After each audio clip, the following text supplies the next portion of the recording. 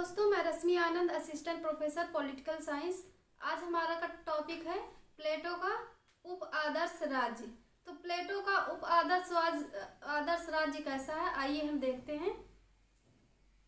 तो इन्होंने क्या किया है, उप आदर्श राज्य संबंधी विचार किसमें दिया है, तो अपनी इनकी बुक है द लॉज जो है, इसमें उप आदर्श राज्य संबंधी विचार दिया है। तो ये अंतिम ग्रंथ है, ये प्लेटो का क्या है, अंतिम ग्रंथ है, जो इनकी मृत्यु के बाद, जब इनकी मृत्यु हो गई तो 1 वर्ष बाद 347 ईस्वी में ये प्रकाशित हुई इनकी बुक द लॉज।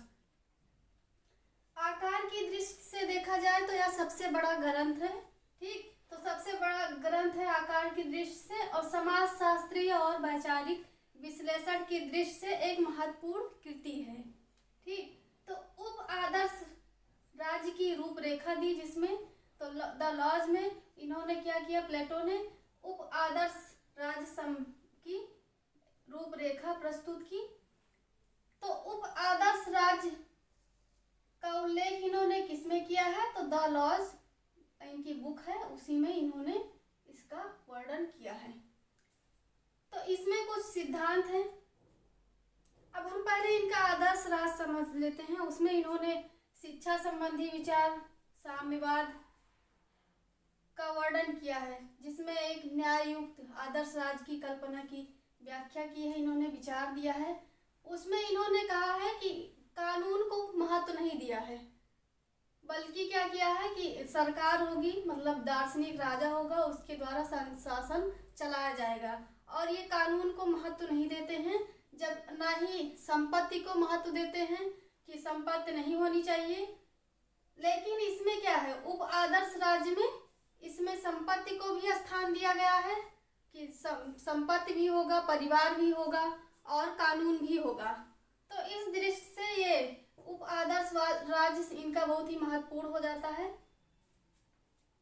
तो इनके आदर्श जो राज्य है उसके विपरीत है, मतलब कि ये इनका पूरा कंसेप्ट ही पलट जाता है इस राज्य में, मतलब उप आदर्श राज्य में जो लॉज में इन्होंने सिद्धांत दिया है। तो इसमें आत्म सहयोग का सिद्धांत दिया है इन्होंने। आत्म सहयोग का सिद्धांत होगा।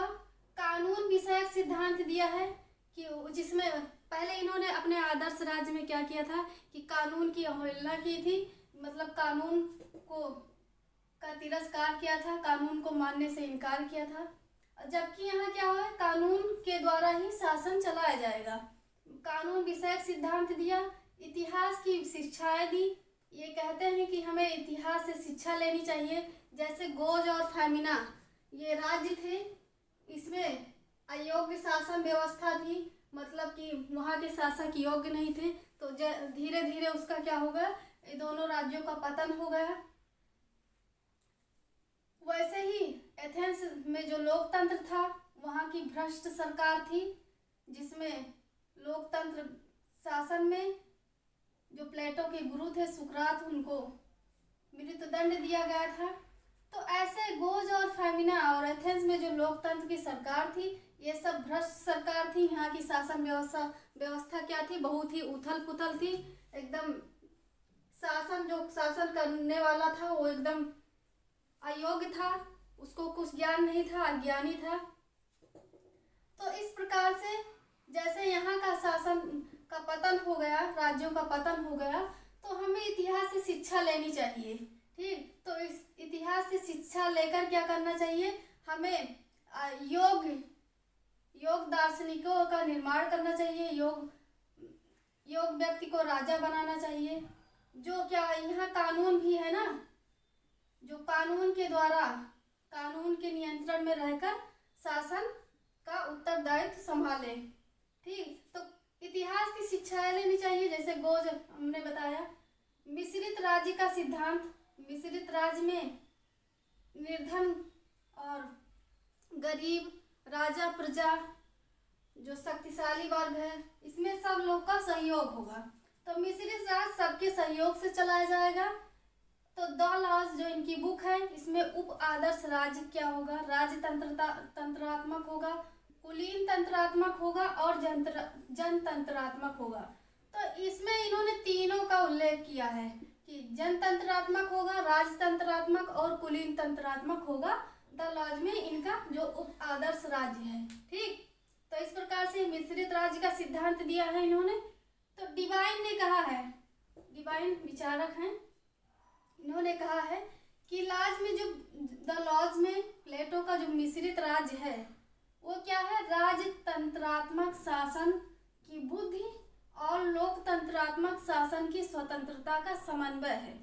मतलब क्या है, तो यहाँ से अगर ये कोटेशन आ जाए एग्जाम में, यही पूछ लिया जाए, तो राजतंत्रात्मक शासन की बुद्धि, मतलब राजतंत्र से क्या है, बुद्धि लिया गया है, और लोकतंत्र से क्या है, स्वतंत्रता ली गई, स्वतंत्रता का।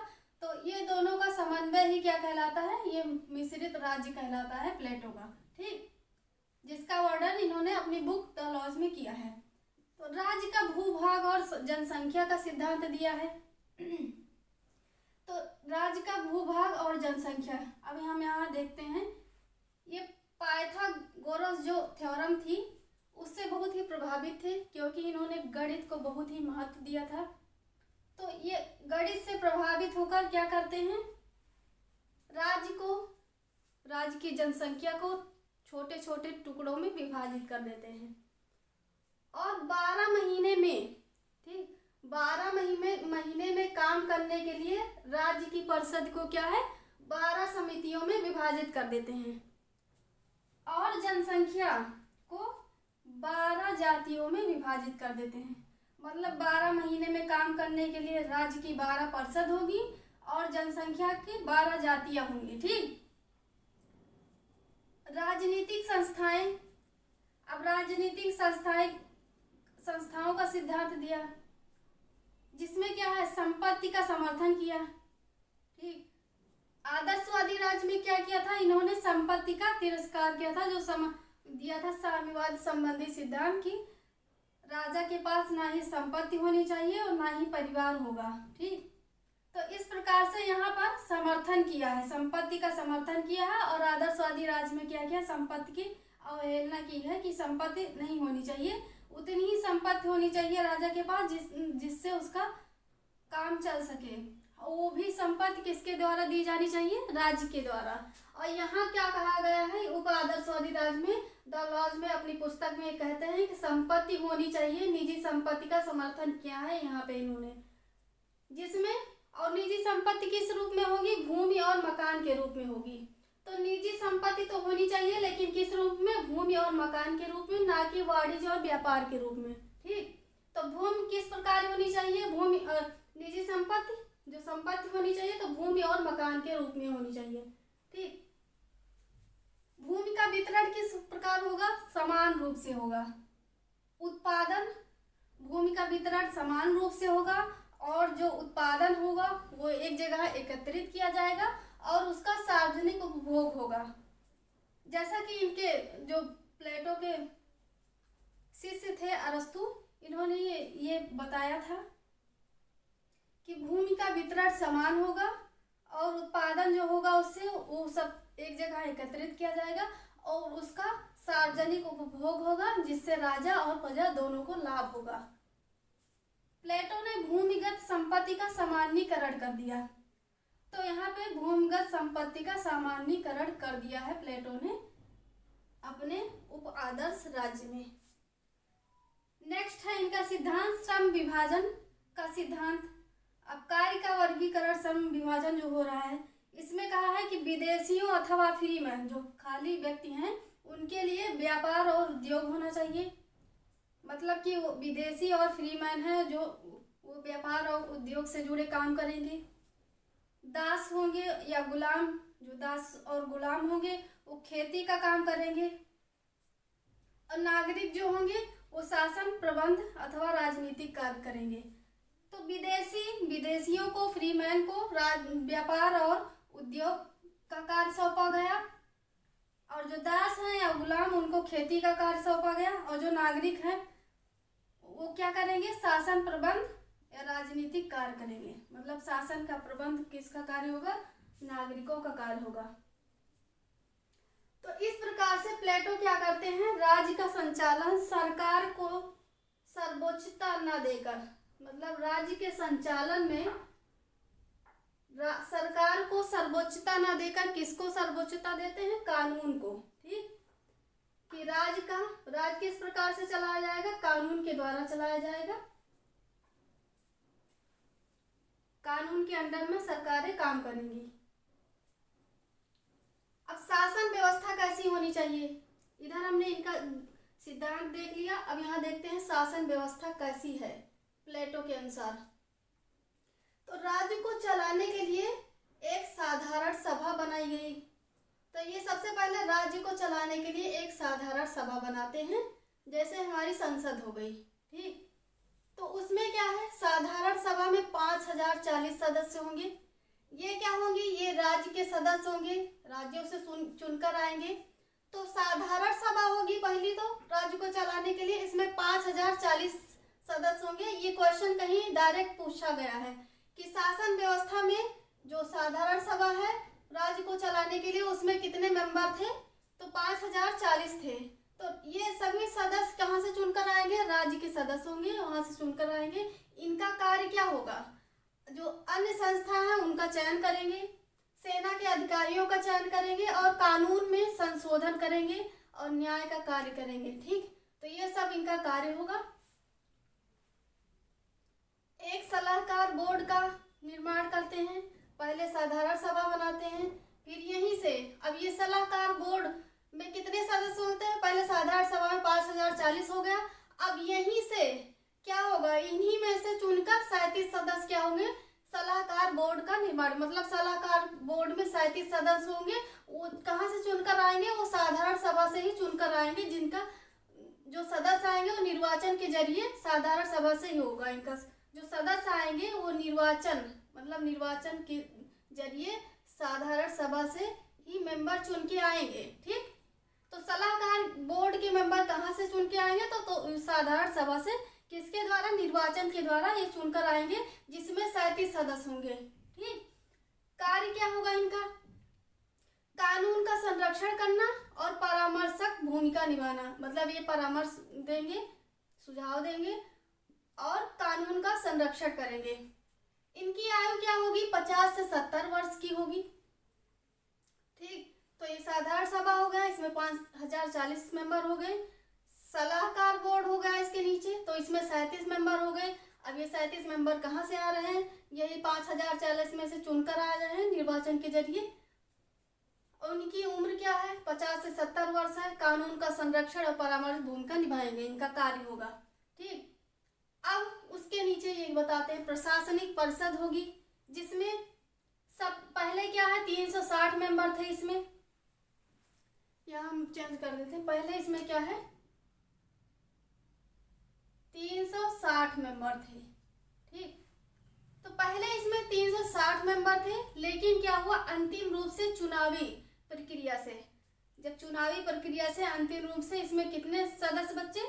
90 सदस्य बचे, 90 सदस्य।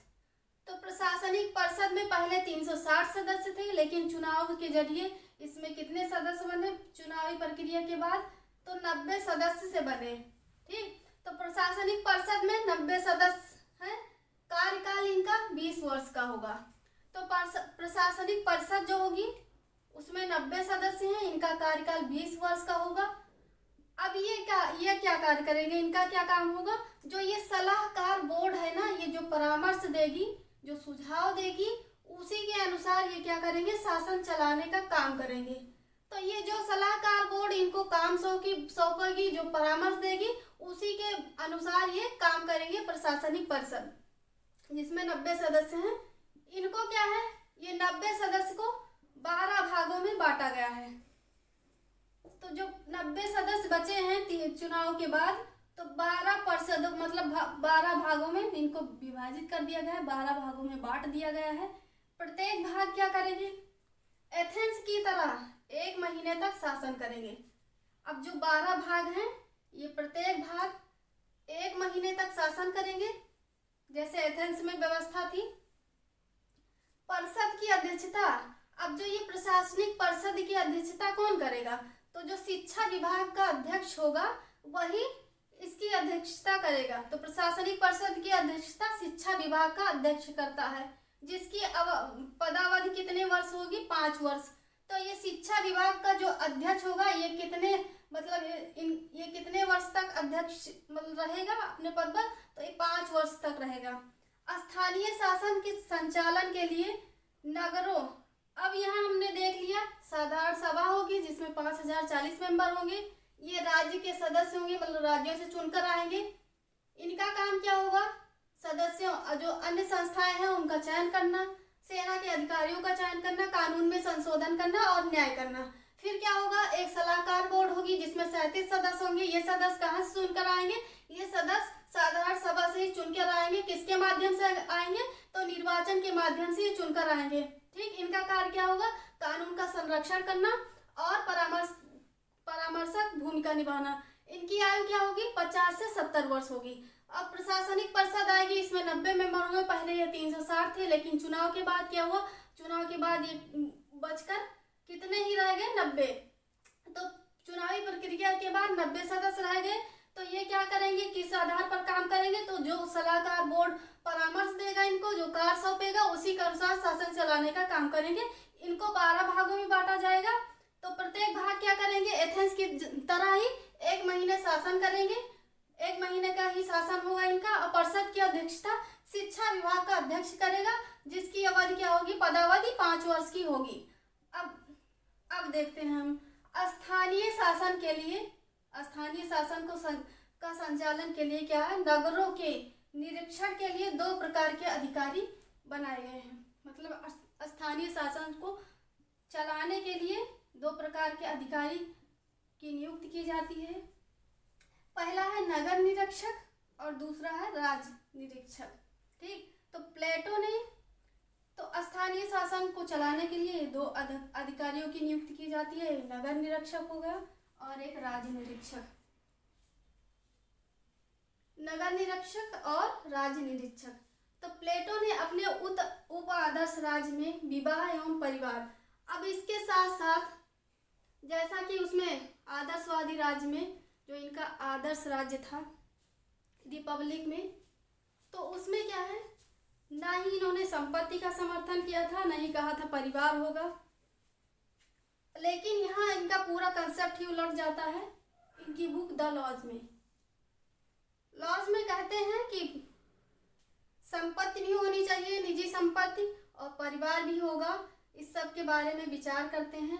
तो प्लेटो ने अपने उप आदर्श राज्य में विवाह एवं परिवार विषयक शिक्षा एवं धार्मिक संस्थाएं, शांति एवं युद्ध, ऐतिहासिक शिक्षा, अपराध एवं दंड पर भी चिंतन किया है। तो इस प्रकार से हमारा ये उप आदर्श राज्य का आज ये कंसेप्ट कंप्लीट हो गया। तो हमें लगता है आपको ये वीडियो पसंद आई होगी। तो अगर आपको मेरी वीडियो पसंद आई हो तो प्लीज़ मेरे वीडियो को लाइक करें, मेरे चैनल को सब्सक्राइब करें। Thank you.